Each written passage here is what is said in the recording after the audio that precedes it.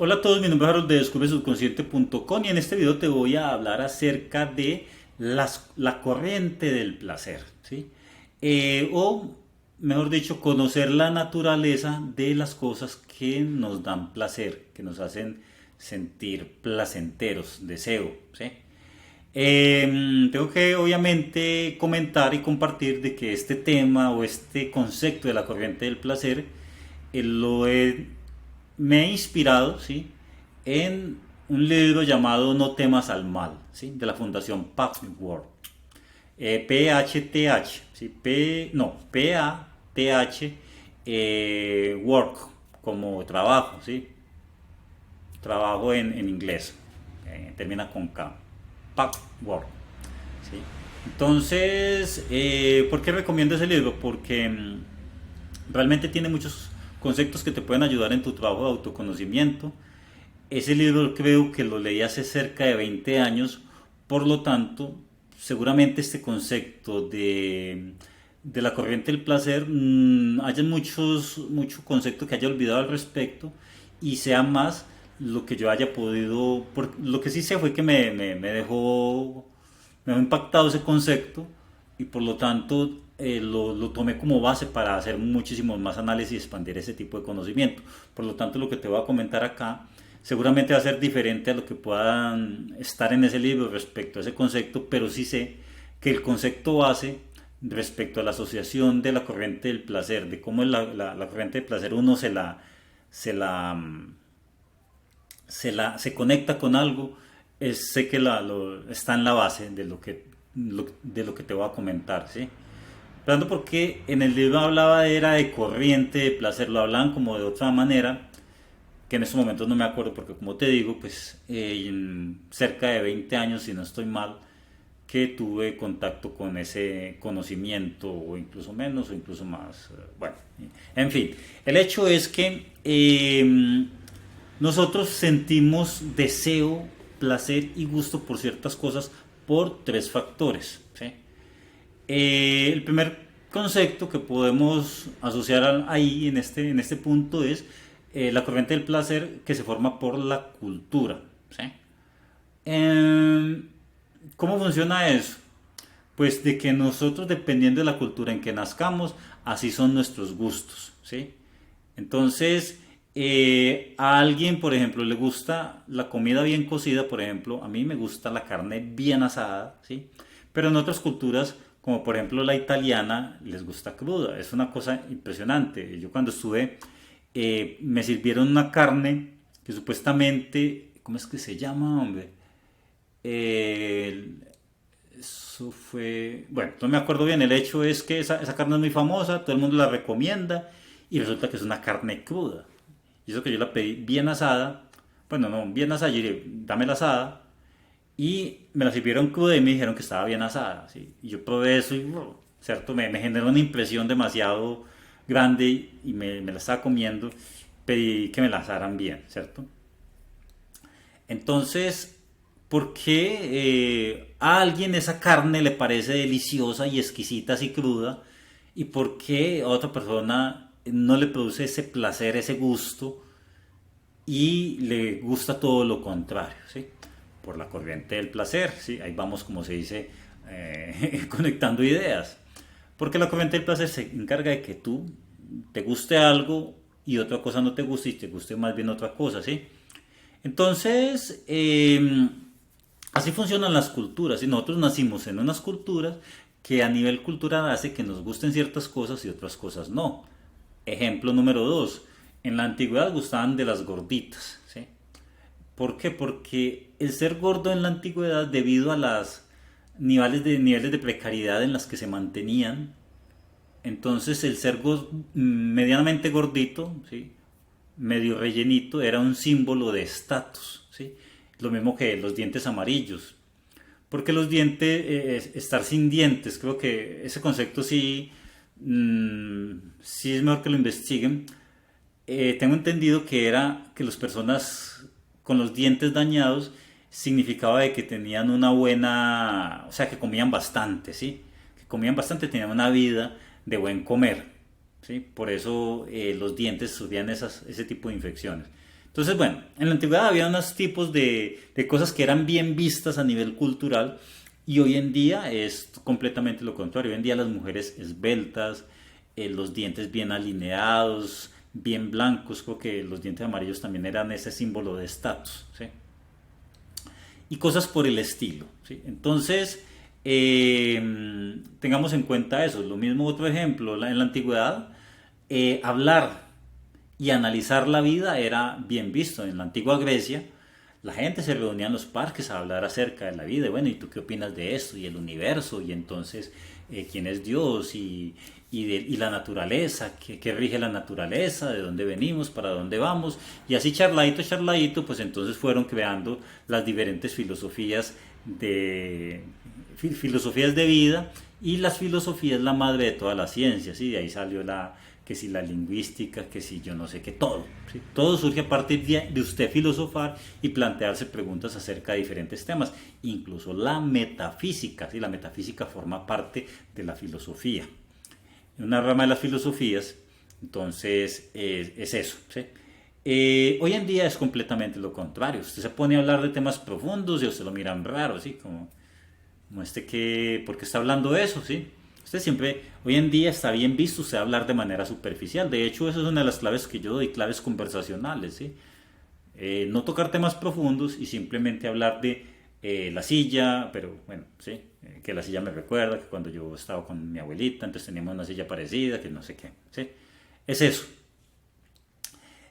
Son unas habilidades conversacionales que hoy necesita uno para hablar de temas superficiales, para no volverse profundo, porque la profundidad ya genera aburrimiento y que ese tipo con esas ideas de dónde salieron y todas esas cosas, ¿sí?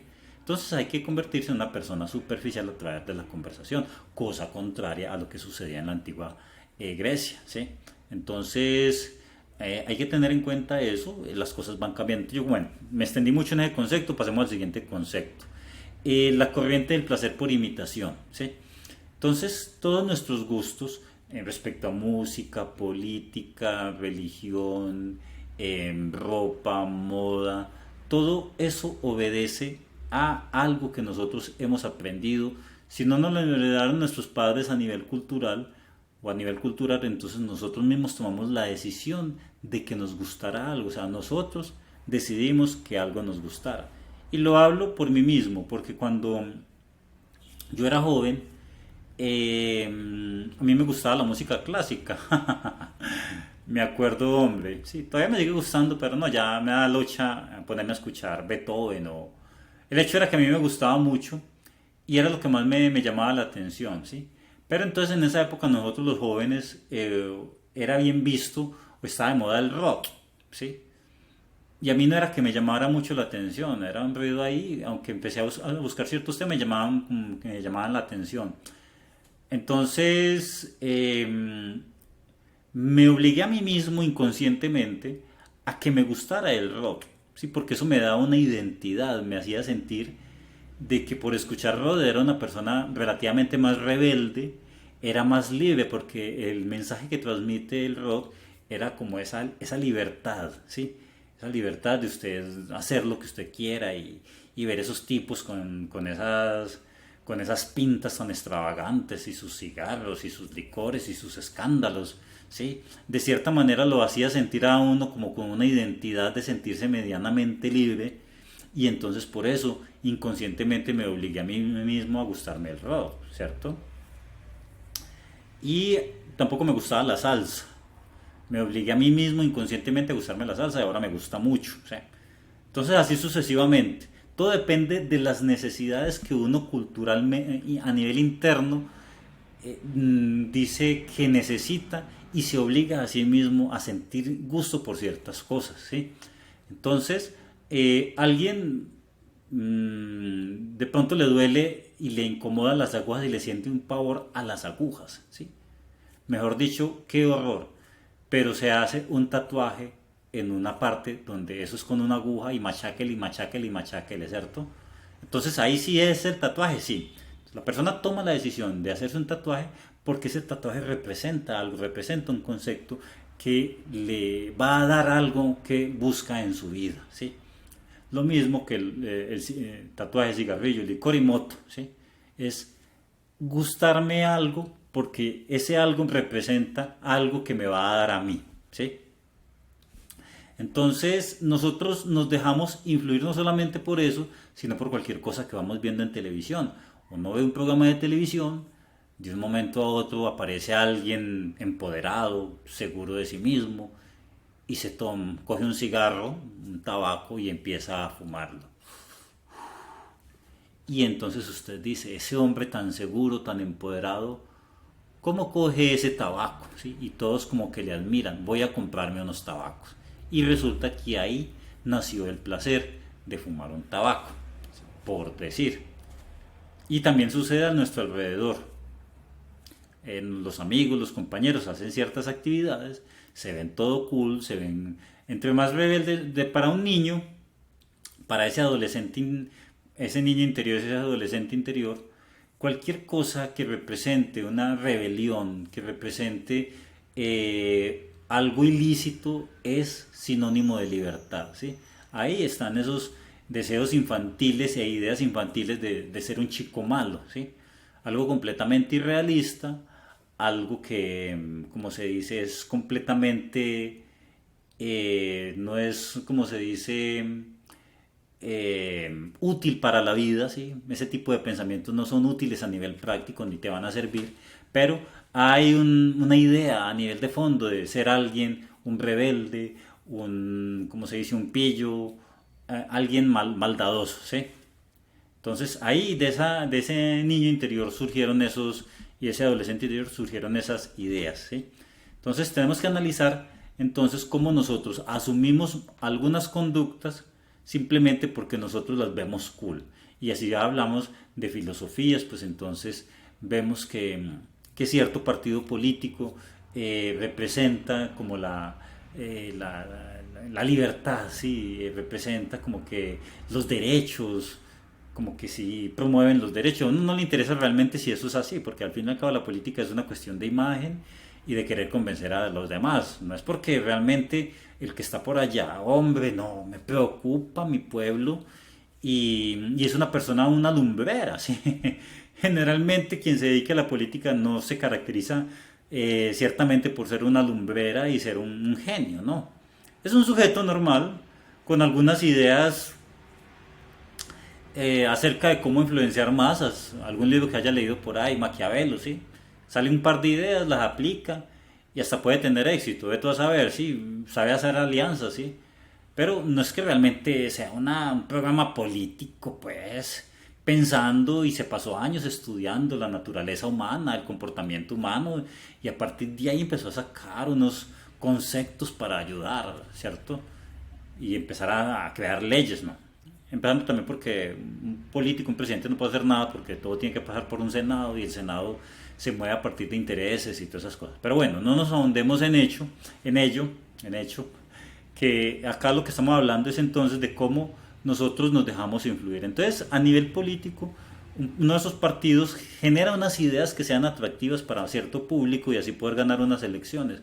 Entonces las sacan y ahí la persona, el joven, el adolescente interno ve esas ideas y dice, pero qué genial, si yo voy a votar por esa persona. Entonces, bueno, así funciona. Pasemos al otro punto que habla sobre la corriente, un tercer punto, la corriente del placer por costumbre.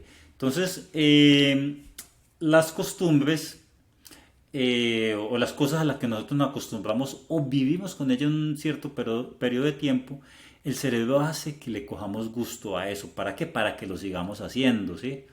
Como cuando tú te acostumbraste a cepillar y el día que no lo hagas te sientes mal, ¿sí?